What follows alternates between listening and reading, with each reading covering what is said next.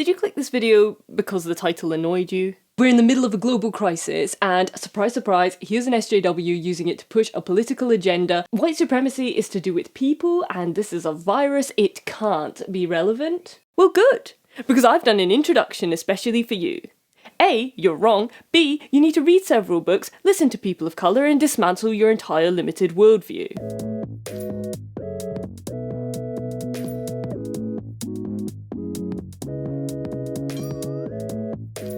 I mean, I would like to leave it there. I don't want to have to first explain what structural white supremacy is, because it's an immense topic that I can't do justice in a couple of sentences, because its effects mean that the uninitiated are unlikely to take me seriously no matter what I say, and because it shouldn't be my responsibility. This should be common knowledge. And the fact that it isn't is because of it. But for the sake of those who don't know and will listen, I'm going to do some quick context. If the video still seems abstract after that, I would recommend doing some research on institutionalized racism, get your head around that, and then come back here. A good place to start would be this book by Reni Eddo-Lodge, because it's very clear, very concise. It explains how white supremacy relates to modern day society, and it's very easy to understand. I also really like that, I like this cover design. I like how it has two white people, in white, so it's sort of invisible. It's like she's whispering the bit she knows she's going to get yelled at for. I find that quite funny. When I talk about white supremacy, I am not talking about this. I'm talking about a Western social structure that grants white people privileges at the expense of non-whites. One that deems whiteness normal and non-whiteness other. I'm talking about the result of a society shaped by centuries of colonialism. I'm talking about a system that renders non-white representation non-existent by default, that renders it political when it does exist, that erases the sacrifices of black and brown people from our history curriculum, that doesn't bother to teach hairdressers how to style black hair, that makes white men reject job applicants with foreign-sounding names, that makes white men program artificial intelligence that rejects job applicants with foreign-sounding names, that makes it less offensive to be racist than it is to point out actual racism, that makes you uncomfortable hearing me say any of this. That is the white supremacy I'm talking about. And a system as deeply rooted as that doesn't magically disappear because someone waves a piece of paper saying that technically we have equal rights. That just cleans the surface. It doesn't scrub the cracks. And the crevices of our minds are yet to be decolonized. White supremacy does surface as obvious verbal or physical violence, but far more commonly it exists in a form that is invisible to the perpetrator, the onlooker, and frequently the victim. Not so many people pick up on that, yet much of what has gone wrong with the coronavirus crisis is directly related to the unconscious yet powerful belief that Western society is superior. The foundation of white supremacy. Closely related are the systems of patriarchy and capitalism. Together, they inform almost every aspect of how a society functions, and are therefore always relevant to talk about, but especially right now, at a rare time when all of us are suffering their effects.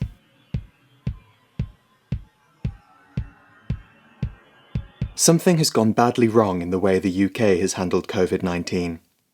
They have had the services of some of the most talented researchers in the world to draw on, but somehow there was a collective failure among politicians and perhaps even government experts to recognise the signals that Chinese and Italian scientists were sending. We had the opportunity and the time to learn from the experience of other countries. For reasons that are not entirely clear, the UK missed those signals. The system failed. I don't know why. Well, I do. It's because of structural white supremacy. Think about it. Before shit got serious, did you ever really consider that the virus would affect you? I mean, I didn't. I suck up the same media as you, and in my head, epidemics happen to other brown people in faraway countries with camels. I mean, look at the history. We don't get viruses from brown people, we give viruses to brown people, wipe them off the face of the earth, and then erase them from history. Oh shit, it's happening again. British scientists knew how fast the virus was spreading and how dangerous it was in December. By March, they could clearly see what was happening to Italy. They had all the information they needed to act. Yet they didn't. Why? Did they think the virus was racist? There's no rational reason for what the government did. Therefore, it follows that they weren't thinking rationally, that their judgment was clouded by something else, something insidious and invisible. Something responsible for our false sense of security, for the belief that epidemics just don't happen to us. The threat wasn't compatible with our way of life, with how we perceived ourselves. White supremacy choked our ability to effectively interpret information and cost thousands of lives. It had a stronger hold on us than observable reality. When we have suppressed this epidemic, when life returns to some semblance of normality, difficult questions will have to be asked and answered. Yeah, questions like, how do we make this all China's fault? Blaming a worldwide pandemic on any particular country doesn't help solve the problem anyway, but as ever, there's a lack of peculiarity to the alleged crime. So the virus might have come from a pangolin. Where did they think mad cow disease came from? Swine flu? MERS? HIV?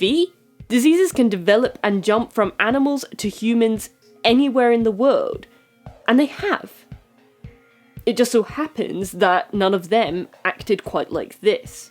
And yet, we continue to attack China for a practice that does not significantly differ from our own. Same applies to the Chinese handling of the coronavirus. There's been plenty not good about it, from the withholding of information to the draconian measures introduced during lockdown. But authoritarian regimes exist and have existed the world over. We should read other countries' problems as a warning, not a reason to point fingers and feel smug. We need to pay attention, become aware of the patterns, and resist them when they occur where we have the ability to do anything about them. For example, when our own government lies to us or our own police force abuses its elevated power. Whereas straight up attacking other countries for their problems erases the history behind them, creates an us versus them mentality, legitimizes racism, and gives us a sense of superiority by comparison, relieving us of the responsibility of self-reflection. Of course, given that the UK failed to respond appropriately even when China did tell us that people were dying, focusing on them not telling us sooner seems a bit redundant. Almost like the point is to deflect blame away from the leaders of Western countries. While racism among regular people usually comes from a place of fear and ignorance, people in positions of power have many reasons to encourage it on purpose. White supremacy was the reason for our initial failure to respond appropriately to the virus and for the racism that followed it, leaving an ethnic minority group to suffer the wrath of the general public in the government's stead. But that wasn't the end of it. In the week I wrote the first draft of this script, I'd been hearing a surprisingly high number of people working from home due to isolation, and then going out for work drinks due to loneliness from isolation. These people are, understandably, frustrated at not being able to get on with their lives as normal. But different groups of people seem to be responding differently to the same measures. Marginalised groups are already used to looking after each other in the face of adversity. We're not really freaking out that much, despite being worse affected.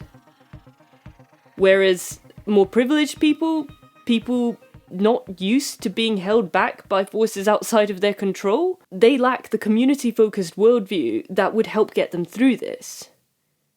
After all, they're normally rewarded for the opposite. Central to white supremacy and reinforced by capitalism is the philosophy of individualism. We're led on by the myth of meritocracy to care only about ourselves and those closest to us. Other people are not your problem. In fact, they're there to be exploited. Which is not to say that you've done anything wrong. They could have had what you have, they just didn't work hard, smart, or extensively enough. and therefore they deserve minimum wage, back-breaking hours, and hazardous living conditions. It's okay that you own 6 houses, and they have to pay to live in one of them. Under no circumstances can you acknowledge the privilege that came with your race, gender, or class, because doing so would ruin the narrative that you're successful purely because you deserve it. Ideally, you don't want to be acknowledging a lack of understanding in any field. Success hangs on your ability to be confident and assertive in any situation, regardless of your understanding or expertise. And above all, never, ever admit to being wrong. But a brand new virus that nobody knows anything about does not compute with this model. Deferring to experts is only permissible when they're going to tell you what you want to hear, and acknowledging ignorance isn't an option. Therefore, when the experts hand you a code of conduct that you don't understand, the only option left is to reject it and rebel. The impact your actions will have on the lives of others, after all, hasn't stopped you so far. We've been waiting for Miami spring break for a while. About 2 months we've had this trip planned. Like, it's really messing up with my spring break. This virus ain't that serious. It's more serious things out there like hunger and poverty, and we need to address that. Now, many people in this video are not white, and some people watching probably think this is a gotcha, or at least a hole in my argument. In reality, it's essential to understanding what white supremacy is. A social structure that happens to have stemmed from white culture, not an evil inherent to white people. People of colour have assimilated into and internalized white supremacy for decades. We can enforce it every bit as well. As a matter of fact, we can do one better, because if your brown friend greenlights your racism, then it must be fine, right? So then why all the focus on white people? Well, it's because white people are statistically clueless. And if you don't believe me, here's a fucking graph. Look at it! Look at it! This floored me, I'm not gonna lie. Look at the disparity of opinions regarding a subject in which the white participants have no experience and evidently no education. Look at the careful avoidance of conclusions that would imply they need to take responsibility or action.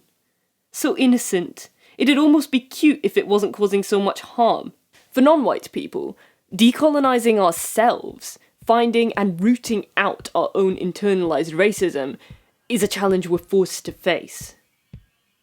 Unless you're privileged enough to stick your head in the sand and a finger up at the rest of us, but that's a subject for another day. White people, on the other hand, don't have to do this, because they don't suffer the effects of white supremacy. I mean, they benefit. That's the whole point. Therefore, they lack, and initially always reject, information that might broaden their worldview to an uncomfortable degree. Let's take a look at how that plays out in a pandemic. In the US state of Milwaukee, half of COVID cases are in black people, despite the fact that they only make up 39% of the population. Data gathered from across the state suggests that this will be a nationwide problem. Black people must be genetically more susceptible to the disease.